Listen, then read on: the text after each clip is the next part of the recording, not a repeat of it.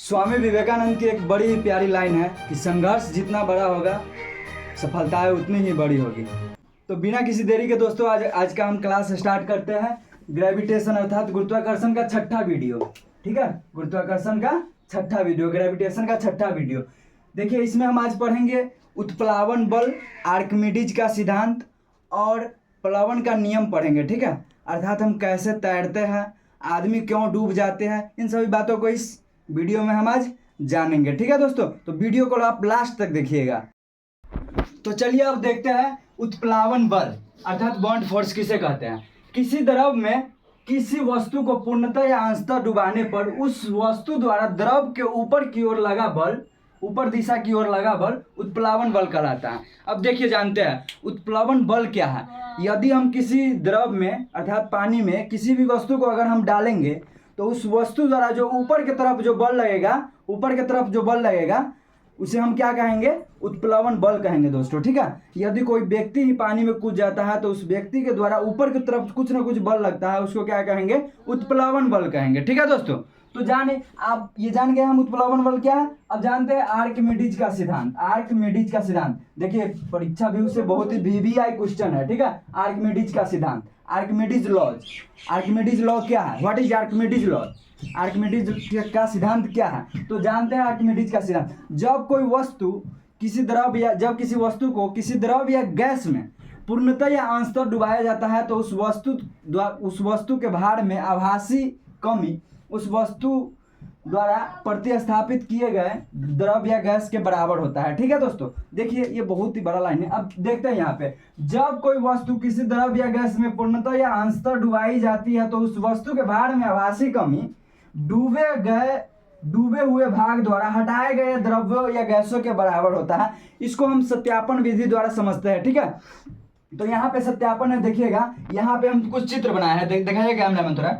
यहाँ पे हम देखिए ABC चित्र बनाया है, फिगर बनाया है। इस फिगर में देखिए कि ये कमानीदार तुला है। क्या है, कमानीदार तुला को एक स्टैंड के माध्यम से हम किसी वस्तु को लटका रखे हैं। ये हो गया वस्तु, ये हो गया कमानीदार तुला, कमानीदार तुला, कमानीदार तुला।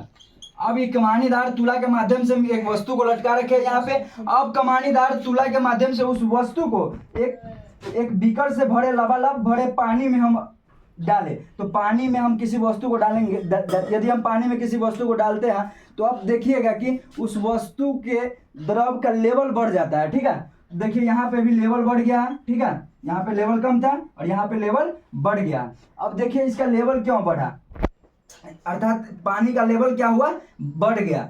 इसमें से क्या होगा, कुछ न कुछ पानी नीचे गिर जाएगी और वो पानी जो नीचे गिरेगी तो इसके भार में जो कमी होगा, इसके भार में कमी, इस वस्तु के भार में द्रव में जाते द्रव से पहले अगर वायु में रहेगा तो इसका भार कुछ रहेगा और द्रव में जाएगा तो इसके भार में कुछ न कुछ कमी आ जाएगी। तो ये भार में कमी जो होती है किसके बराबर होता है, ये जो प्रतिस्थापित जो द्रव निकले हैं। ठीक है, यहाँ पे इसको पानी में डालते समय जो द्रव बाहर निकले हैं उस द्रव के भार के बराबर होता है। उस द्रव के जो भार होगा, ठीक है, मान लीजिए कि इसका 50 ग्राम इसका क्या होगा, भार होगा। तो 50 ग्राम मान लीजिए कि 1 kg का वस्तु होगा। ठीक है, मान लीजिए 1 kg का वस्तु है, तो 1 kg का वस्तु है तो इसमें क्या हुआ, 10 ग्राम इसमें से घटा दीजिए, 10 ग्राम घटा दिए तो क्या हो गया 990 ग्राम का ये वस्तु रह जाएगा। कहाँ पे, जल में इसका भार क्या हो जाएगा, 990 ग्राम। ठीक है, जल में इसका भार कितना हो जाएगा, 990 ग्राम। ठीक है, चूंकि 10 ग्राम क्या हो गया, प्रतिस्थापित हो गया जल में जाने के बाद। तो आइए अब हम देखेंगे कि ये तो समझ गए कि आर्किमिडीज का लॉ क्या है। आर्किमिडीज का लॉ कहता है कि यदि किसी वस्तु को द्रव में पूर्णतः या अंशतः डुबाया जाता है तो उस वस्तु के भार में जो आभासी कमी आती है उस वस्तु के द्वारा प्रतिस्थापित किए गए द्रव के भार के बराबर होता है। ठीक है, तो ये द्रव के भार के बराबर हम देख लिए। चूंकि देखिए यहाँ पे हम कितना था, 1 kg का वस्तु था। ठीक है, ये वाला जो मैटर है 1 kg का है। ठीक है, 1 kg का ये वस्तु है और ये जब द्रव में गया तो क्या हो गया, 10 ग्राम द्रव क्या किया, प्रतिस्थापित कर दिया। और 10 ग्राम द्रव प्रतिस्थापित करने के बाद क्या हुआ कि ये 990 ग्राम का द्रव में इसका भार रह गया। ठीक है, तो इसके भार में कुछ ना कुछ कमी आती है दोस्तों। जब किसी वस्तु को हम पानी में पूर्णतः या अंशतः डुबाते हैं तो उसके भार में कुछ ना कुछ कमी आती है। ठीक है, तो वहीं आर्किमिडीज जो था दोस्तों, यूनान के वैज्ञानिक था, उन्होंने क्या किया कि द्रव्यों से संबंधित, द्रव्यों को प्रतिस्थापन से संबंधित अर्थात ये उत्प्लावन से संबंधित कुछ सिद्धांत दिया था। वही सिद्धांत क्या कहलाता है? आर्किमिडीज का सिद्धांत कहलाता है,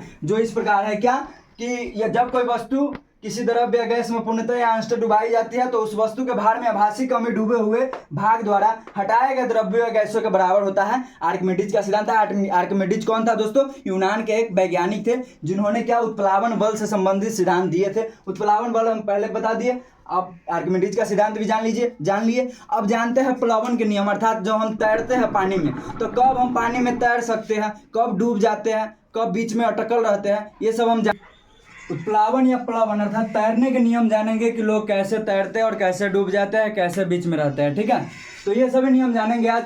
यदि वस्तु का घनत्व द्रव के घनत्व से, यदि कोई वस्तु होगा उसका घनत्व द्रव के घनत्व मतलब पानी के घनत्व कितना हो जाएगा दोस्तों? 1000 kg पर मीटर क्यूब। ठीक है, और उस 1000 kg पर मीटर क्यूब से ज़्यादा होगा यदि किसी वस्तु का घनत्व, तो क्या हो जाएगी? पानी में डूब जाएगी। ठीक है, यहाँ पे फिगर देखिएगा, नीचे फिगर देखिएगा 1 नंबर। ये यदि किसी वस्तु का घनत्व पानी के घनत्व से अधिक होगा अर्थात 1000 kg मीटर पर क्यूब से अधिक होगा तो क्या हो जाएगी? वस्तु पानी में डूब जाएगी। ठीक है, ये पानी है, ये है वस्तु अर्थात मैटर है, MATTER मैटर। ठीक है, ये वस्तु है। ठीक, अब देखिए दूसरा नियम क्या है कि यदि किसी वस्तु का घनत्व द्रव के घनत्व के बराबर होगा, यदि किसी वस्तु का घनत्व अर्थात 1000 kg पर मीटर क्यूब के बराबर होगा, पानी के घनत्व के बराबर होगा, द्रव के घनत्व के बराबर होगा, तो क्या होगी कि वह वस्तु द्रव में पूर्णतः डूबकर तैरेगी। ठीक है, पूर्णतः अर्थात डूब के बीच में तैरता रहेगा। ठीक है, अब देखिए कि तीसरा नियम क्या है? यदि वस्तु का घनत्व द्रव के घनत्व से कम होगा, यदि वस्तु का घनत्व द्रव के घनत्व से कम होगा, ठीक है, द्रव के घनत्व से इस वस्तु का घनत्व अगर कम है तो वो वस्तु अंशतः पानी में के सतह पर क्या होगी? तैरेगी। ठीक है, अब हम जो तैराक होती है वह क्या करता है? जो अगर हम किसी पानी में तैरते हैं, ठीक है, किसी पोखर या तालाब में या किसी भी वाटर पार्क में यदि हम तैरते हैं तो तैरने का नियम क्या रहता है दोस्तों? या एक हाथ को आगे करते हैं और एक हाथ को